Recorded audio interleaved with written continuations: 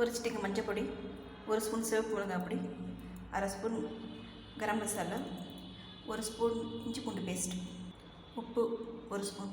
தயிர் ஒரு teaspoon. 3 spoon எண்ணெய் சூடானதும் 3 பிரிஞ்சி இலை, ஒரு கல்பாசி, 2 பட்டை, 2 வெங்காயம் நறுக்கினது, சின்னதாக 4 பச்சை மிளகாய், கொஞ்சமாக இஞ்சி பூண்டு விழுது, புதினா கைப்பிடி அளவு, 2 தக்காளி நறுக்கினது, ஊற வச்ச சிக்கன் பீஸு, 3 கப் தண்ணி, கொத்தமல்லி, அரை மணி நேரம் ஊற வச்ச 2 கப் பாஸ்மதி அரிசி.